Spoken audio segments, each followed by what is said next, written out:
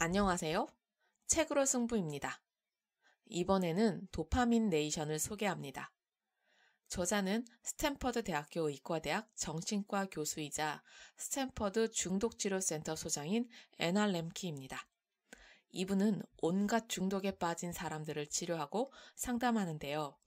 제가 만나는 청소년 중에도 SNS와 담배에 중독된 친구들이 있어 도움을 얻고자 이 책을 선택하게 되었습니다.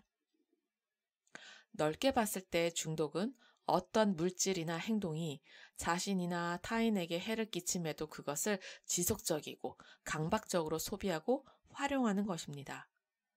저자는 자신이 로맨스 소설에 중독되어 있었던 경험을 고백하면서 자신의 치료 과정도 함께 이야기하죠. 중독의 위험 요소 중에 하나는 그 대상에 얼마나 접근이 쉬운가입니다. 지금 세상은 전에 존재하지 않았던 디지털 약물도 양껏 제공하고 있죠. 디지털 플랫폼이 중독을 부추기고 있어요. 온라인 포르노물, 도박, 그리고 기술 자체도 중독성이 있는데요.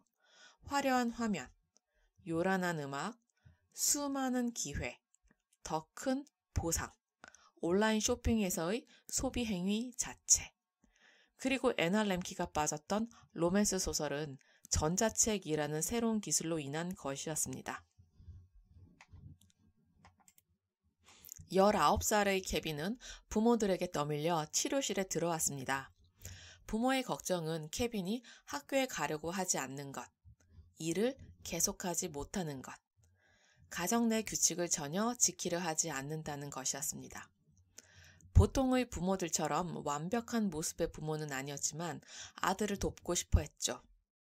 학대나 방치의 기미는 전혀 없었고요. 문제는 두 사람이 케빈을 전혀 통제하지 못한다는 것이었어요. 아들이 스트레스 받을까봐, 아들이 트라우마를 느낄까봐 두려워했죠. 어린이가 심리적으로 연약하다고 여기는 것은 현대적인 사고방식입니다. 고대의 어린이들은 태어날 때부터 완성된 축소판 성인으로 여겨졌어요. 대부분의 서구 문명에서 어린이는 선천적으로 악하다고 간주되어 엄격하게 훈육해야 했어요. 아이들이 올바르게 행동하도록 체벌과 공포심을 쓰는 전략이 용인되었죠. 지금은 아니지만. 오늘날의 부모들은 자녀의 감정에 상처를 주는 무언가를 말하는 걸 무서워합니다. 나중에 아이들이 감정적 고통이나 정신질환을 겪을 수 있다고 생각하기 때문이죠. 유아기의 트라우마가 성인의 정신병리에 악영향을 미칠 수 있다는 프로이드의 관점은 모든 도전적인 경험이 심리치료용 소파로 데려갈 수 있다는 확신으로 변질되었습니다.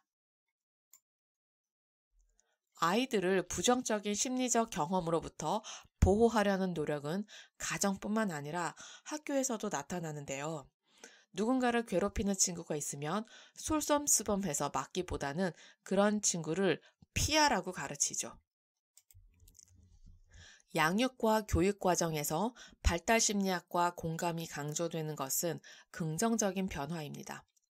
모든 사람의 가치를 성취도와 별개로 인정하고 야만 행위를 하지 않고 사고하고 배우고 논의하는 안전한 영역으로 만들어야 하죠. 하지만 우리가 완충제를 가득 채운 독방 같은 곳에서 아이들을 키우면서 유년기를 너무 질병처럼 대하고 과하게 관리하는 건 아닌지 걱정입니다. 우리가 아이들을 역경으로부터 과보호한 탓에 아이들이 역경을 그토록 두려워하게 된 건 아닐까요? 우리가 아이들을 거짓으로 칭찬하고 현실을 감추는 방식으로 아이들의 자존감을 높인 탓에 아이들이 참을성이 떨어지고 권리만 내세우면서 자신의 성격적 결함에 무지하게 된 건 아닐까요? 우리가 아이들이 원하는 걸 다 들어준 탓에 새로운 쾌락주의 시대를 조장한 건 아닐까요? 케빈의 인생 철학은 이렇습니다. 저는 언제든 뭐든 원하는 대로 해요. 침대에 계속 있고 싶으면 침대에 계속 있고요. 비디오 게임을 하고 싶으면 비디오 게임을 계속 하고요. 코카인을 들이키고 싶으면 그렇게 하죠. 그렇게 한 행위가 어땠는지 묻는 질문에는 별로였어요 라고 대답을 합니다. 우리는 모두 고통으로부터 도망치려고 합니다.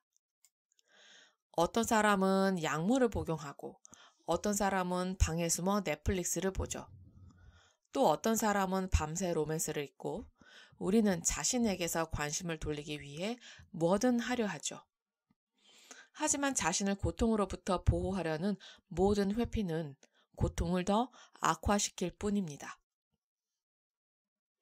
전에 없던 부와 자유를 누리고 기술적인 진보와 의학적 진보와 함께 살아가면서도 왜 과거보다 불행하고 고통스러울까요?